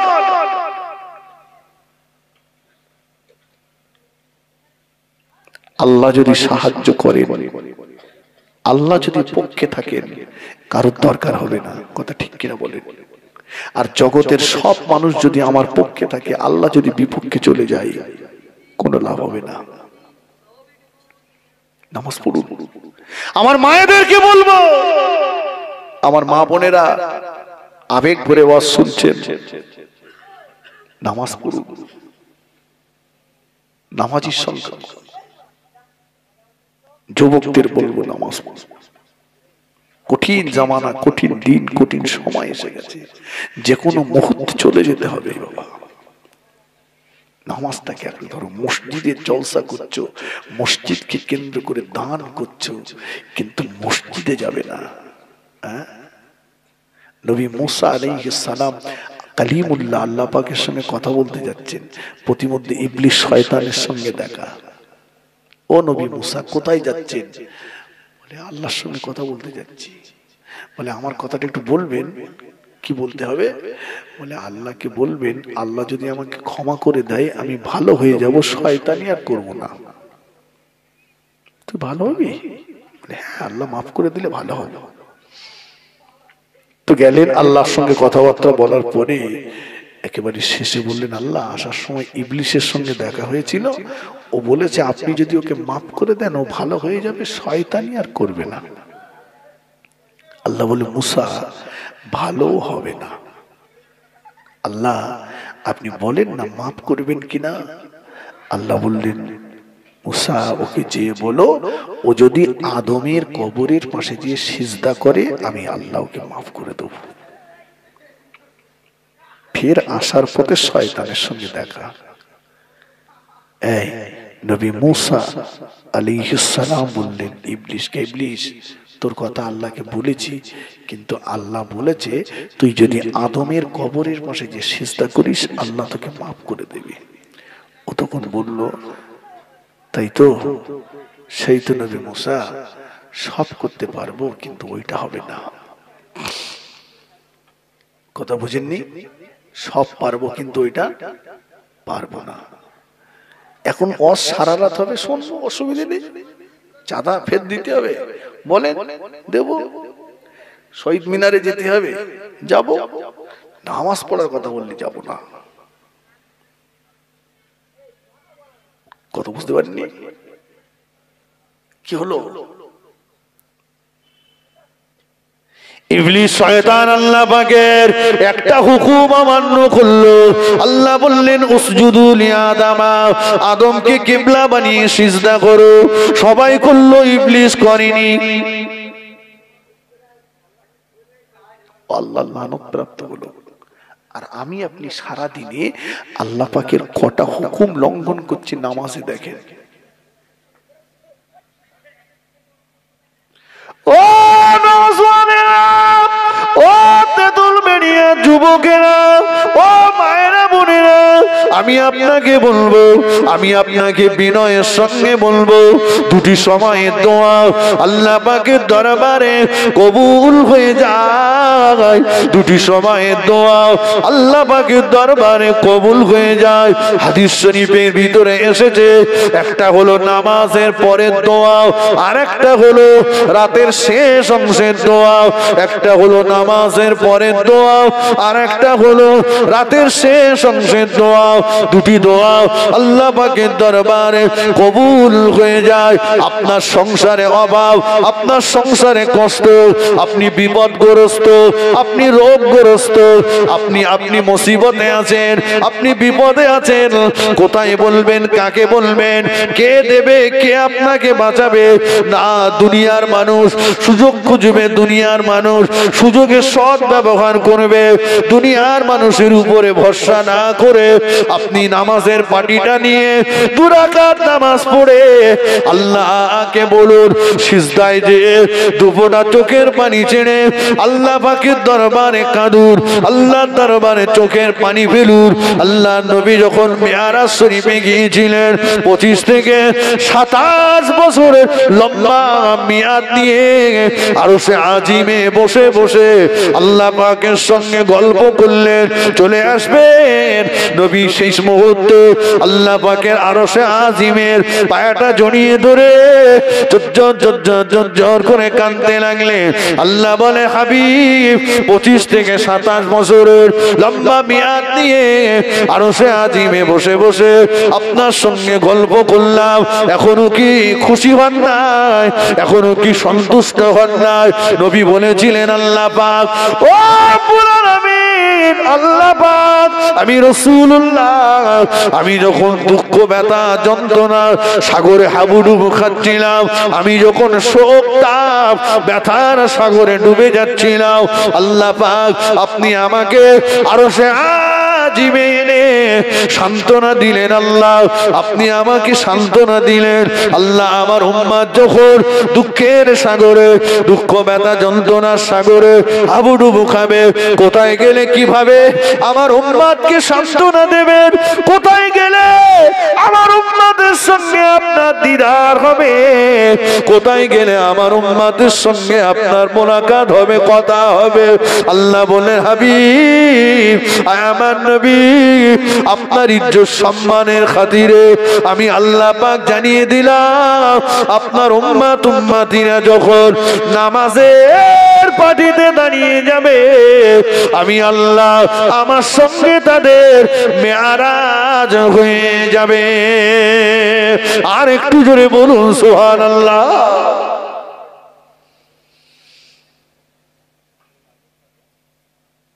নামাজের পাটিটাই ধরুন, নামাজের পাটিটা একটা। আমার মায়েরা, বোনেরা,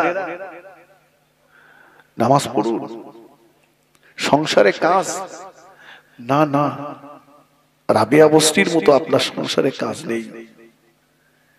রাবেয়ার মনিব সারাদিন রাবিয়াকে নামাজ পড়ার সুযোগ দিত না, কিন্তু রাবিয়া রাত্রে যখন আরামের জন্য সময় পেতেন, আরামের বিছানাতে নামাজের পাটিটা বিছিয়ে দিয়ে সারাদিনের কাজা নামাজটা আদায় করে আল্লাহর কাছে কাঁদতেন আর বলতেন, আল্লাহ আজকে দুনিয়ার মনিব, দুনিয়ার মালিক আমাকে আপনাকে ডাকবার সুযোগ দেয় না। আল্লাহ আরামের বিছানাতে আমি নামাজের পাটি বিছিয়ে সারাদিনের কাজা নামাজ আদায় করেছি।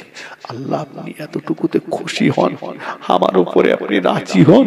আল্লাহ আমার নামাজ আপনি কবুল করুন। আমি আপনার বান্দি, আপনার সঙ্গে কথা দিচ্ছি, যদি কোনোদিন এই দুনিয়ার মালিকের হাত থেকে মুক্তি পাই, আমি বাকি জীবনটা আপনার ইবাদত করে কাটাবো। জোরে বলুন, একটু জোরে বলেন। আপনার সংসারে তো এত কাজ নেই, কেন আপনি পড়েন না? কেন আপনি কোরআন শরীফ তেলাওয়াত করেন না? অধিকাংশ মায়েরা কোরআন শরীফ জানে, আমার বোনেরা কোরআন জানে, তবে বিয়ে হবে না বলে তাই শিখেছিল। মানে যখন বিয়ে দেখতে আসে, তখন ছেলের বাপটা গলা লম্বা করে বলে, মা তুমি কোরআন শরীফ জানো? আমি কোরআন জানা মেয়ে খুঁজছি। ওর তখন বলতে হবে, হ্যাঁ জানি, মানে 7-8 বার এপার থেকে ওপারে গেছি। এটা বলে বলে কপাল ভালো না তো। যদি পাল্টা জিজ্ঞাসা করতো ছেলের বাপটারে যে আপনি আমি জানি কিনা জিজ্ঞাসা করছেন, যার জন্য আমাকে দেখতে এসেছেন সে কোরআন জানে? সে তো কলকে কোম্পানির ম্যানেজার। কলকে কোম্পানির ম্যানেজারের জন্য কোরআন জানা মেয়ে খুঁজ দিয়েছো? ও তো জানে না। যাক এ শিখেছে, বাপের বাড়ির থেকে একটা কোরআন শরীফ এনে শ্বশুর জিজ্ঞেস করেছিল, শ্বশুর বাড়ি এনে রেখেও দিয়েছে, আর মনে মনে বলছে, শ্বশুর কবে তুমি মরবা সেই দিন তোমার জন্মে শোনান শুনকে কব্বরে পাঠাবো, তার আগে কোরআন আমি পারবো না। পারে না। ও বলে আমার সংসারে এত কাজ, মুরগির পায়ে জিরে নাস্তা, আমার পায়ে জিরে নেই। এই ভূতির বোঝা তুমি টানতেছো কেন? তোমার কবরে তোমার স্বামী যাবে? যাবে? আল্লাহ নবী বলতেন, খবরদার ফাতেমা, নামাজে ইবাদতে তেলাওয়াতে যেন নবীর মেয়ে বলে অলসতা করো না। ফাতেমাতুজ জাহরার সংসারে কষ্ট ছিল, সংসারে অভাব ছিল, প্রতিদিন উনার এখানে উঠতো না, প্রতিদিন তার উদর ভর্তি করে খাওয়া হতো না। ফাতেমাতুজ জাহরা সারাদিন যাতা করাতেন, জব পেশায় করতেন, শরীরে বড় ব্যথা বেদনা যন্ত্রণা হতো। আল্লাহ নবী ডেকে বলেছিলেন, ফাতেমা, ও বেটি ফাতেমা, ও মা ফাতেমা, খবরদার মা, এই অজুহাতে যেন নামাজ ছেড়ে দিও না মা, নামাজ বাদ দিও না মা। আমি তোমার আব্বা জান বলছি, এশার নামাজের পরে 33 বার সুবহানাল্লাহ, 33 বার আলহামদুলিল্লাহ, 34 বার আল্লাহু আকবার পাঠ করবে মা। 33 বার সুবহানাল্লাহ, 33 বার আলহামদুলিল্লাহ, 34 বার আল্লাহু আকবার পাঠ করবে মা। তোমার হাতের তালুতে ফুঁক দেবে, ওই হাতটাকে তুমি তোমার তামাম শরীরে মুসাফা করে নেবে মা। আল্লাহ পাক এই তাসবিহ বাবার কাছে তোমার সারা দিনের ব্যথা বেদনা যন্ত্রণাকে আল্লাহ নিবারণ করিয়ে দেবেন। বলুন সুবহান, আর একটু জোরে বলুন সুবহানাল্লাহ। ফাতেমাতুজ জাহরা রাদিয়াল্লাহু তাআলা আনহা, উনানে তার হাড়ি উঠতো না, উদর ভর্তি করে তার খাওয়া হতো না, প্রতিদিন জব পেশায় করতেন, যাতা ঘোরাতেন। এই ফাতেমার 5 ওয়াক্ত নামাজ তো দূরের কথা, ফাতেমাতুজ জাহরার কোনদিন তাহাজ্জুদের নামাজ কাজা হতো না।